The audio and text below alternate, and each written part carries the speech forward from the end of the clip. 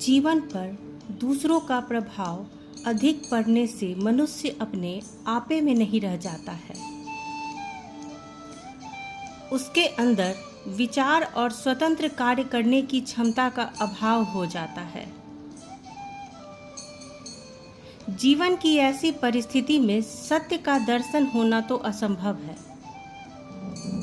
सत्य का अनुभव करने के लिए प्रत्येक प्राणी को अपने आप को सबसे पहले पहचानने की आवश्यकता है।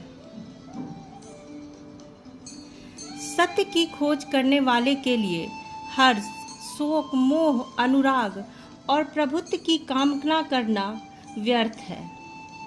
ये दशाएं मन को उत्तेजित करने वाली हैं। चित्त को ऐसी स्थिति में रखा जाए कि वह पूर्णतः शांत हो, अंदर से भी और बाहर से भी।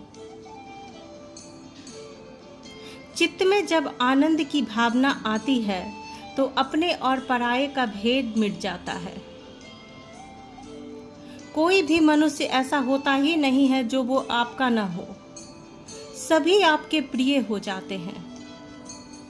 मनुष्य ही क्यों, जीव जंतु, पेड़ पौधे, सभी के साथ उनका प्रेम का संबंध बन जाता है। कष्ट का तो स्थान जीवन में रह ही नहीं जाता है। मन सदा प्रसन्न और एकाग्र रहता है। कष्टदायक अवसरों का जीवन में अभाव होने से संसार के साथ उसका प्रेम का संबंध स्थापित हो जाता है। संसार की प्रत्येक वस्तु में उसे शांति नजर आती है। उसे सभी जगहों पर सत्य का दर्शन होने लगता है। आनंद की अवस्था में वह व्यक्ति अपने आप को महसूस करने लगता है। फूल पत्तियां जिस तरह से नाचती हैं हवा के झोंके से, उसी तरह से वह उसका मन भी नृत्य करने लगता है। आकाश के समान उसका मन खाली हो जाता है। संसार की प्रत्येक वस्तु के साथ जब उसकी एकता और मित्रता स्थापित हो जाती है तब उसके भय का अंत हो जाता है। मन और हृदय अंदर से पवित्र हो जाते हैं। ऐसी स्थिति में मनुष्य संसार में आनंद प्रसार का केंद्र बन जाता है।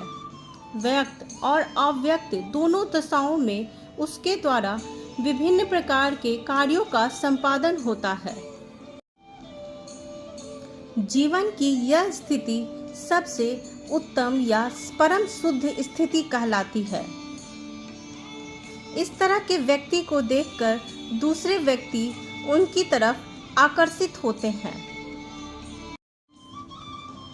इस शुद्ध अवस्था की प्राप्ति क्षण भर में नहीं हो जाती है, किंतु इस बात को सोच करके हमें हताश होने की आवश्यकता नहीं है। सभी के जीवन में एक न दिन ऐसा आता ही है जिसमें उसे सत्यता का अनुभव होता है। उसके जीवन की कामना पूर्ण होती है।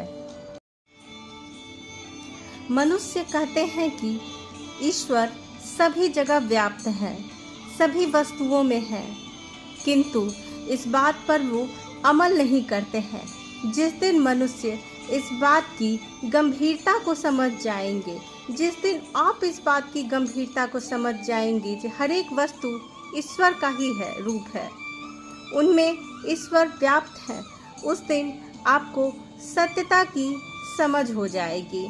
आप सत्य को अपना लेंगे। जीवन का उद्देश्य आपका पूरा हो जाएगा। आप इस जीवन में संपूर्णता घुल जाएंगे। ये जीवन आपको पूरी तरह से अपना लेगा और आप भी इस जीवन को पूरी तरह से अपना लेंगे। आप और ईश्वर एक हैं और यही सत्य है।